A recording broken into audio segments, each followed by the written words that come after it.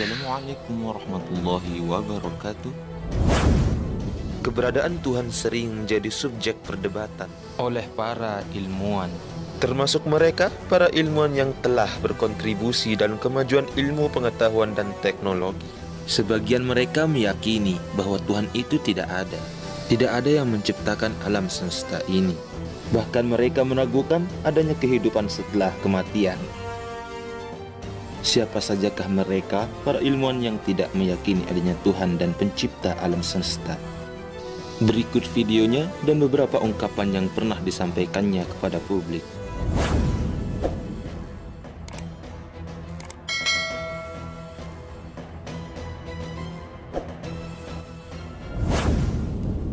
Albert Einstein. Einstein adalah fisikawan teoretis kelahiran Jerman yang mengembangkan teori relativitas, satu dari dua pilar utama fisika modern. Karya-karyanya juga dikenal karena berpengaruh terhadap filsafat ilmu.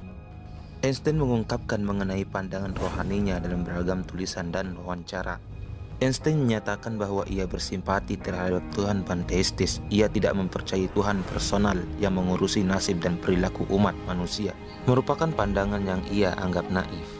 Tetapi ia mengakui bahwa ia bukanlah seorang ateis, lebih suka menyebut dirinya seorang agnostik atau orang yang tidak beragama yang sangat religius. Saat ditanya apakah ia percaya pada kehidupan setelah kematian, Einstein menjawab tidak, dan satu kehidupan sudah cukup bagi saya.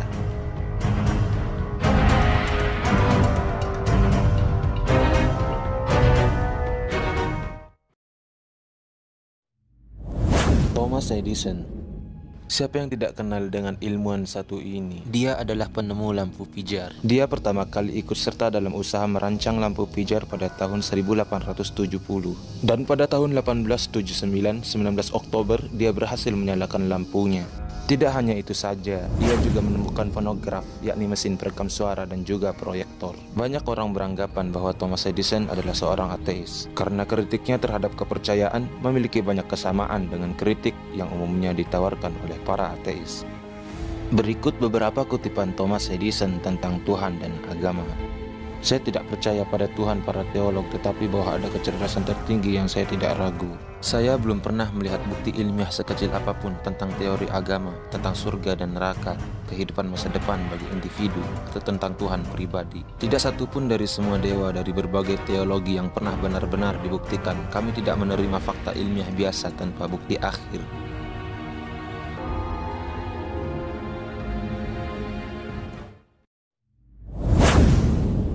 Alan Turing. Nama lengkapnya adalah Alan Watson Turing. Dia dikenal sebagai bapak komputer. Dia adalah bagian dari peneliti-peneliti komputer modern digital pertama. Dia adalah orang yang pertama berpikir menggunakan komputer untuk berbagai keperluan. Dia mengatakan bahwa komputer dapat menjalankan berbagai program. Turing juga berhasil membuat mesin pemecah kode, yang mana mesin ini sangat berdampak bagi berlangsungnya Perang Dunia II. Berkat temuannya itu, Turing berhasil memperpendek usia Perang Dunia II selama 2 tahun dan telah menyelamatkan lebih dari 14 juta jiwa. Dengan jasanya itu, kemudian dia dianugerahi OB sebagai pahlawan perang. Turing membentuk sebuah persahabatan dengan sesama murid, yaitu Christopher Morcom, yang telah digambarkan sebagai cinta pertama Turing. Namun pada Februari 1930, sahabatnya meninggal karena komplikasi tuberkulosis sapi. Kematian sahabatnya itu membuat Alan Turing sangat sedih. Banyak yang berspekulasi bahwa kematian sahabatnya itu penyebab Alan Turing menjadi ateisme dan materialisme, yakni menganggap materi satu-satunya realitas di dunia dan menyangkal keberadaan Tuhan.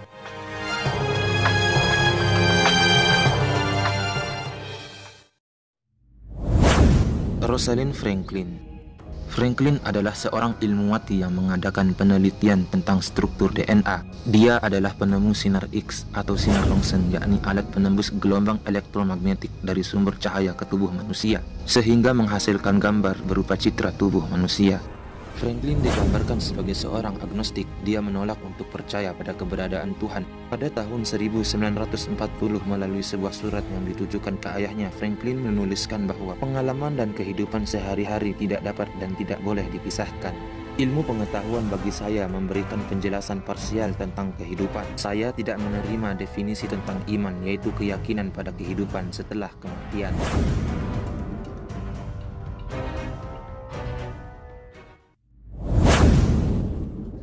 Stephen Hawking. Hawking adalah salah satu fisikawan teoritas besar di dunia, merupakan ilmuwan asal Inggris. Dia adalah orang yang pertama kali memaparkan teori kosmologi, yakni ilmu yang mempelajari tentang struktur dan sejarah alam semesta. Hawking mengakui bahwa dirinya adalah seorang ateis.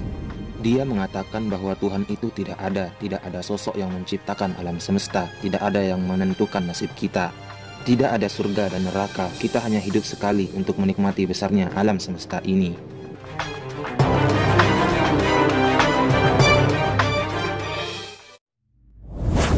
Richard Dawkins.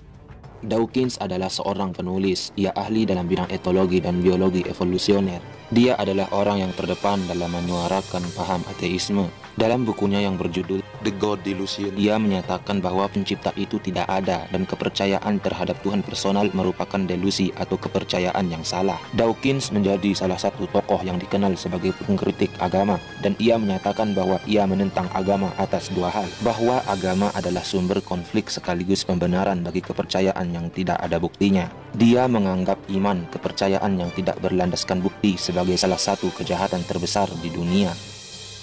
I think it's false. I think that it's a matter of belief without evidence. And as a scientist and as an educator, I like the idea that we believe things because there's evidence. There's such a lot of evidence available now at the beginning of the 21st century that it's a real shame, it's a tragedy to base your life upon something for which there is no evidence and never was any evidence, when the real truth is so wonderful.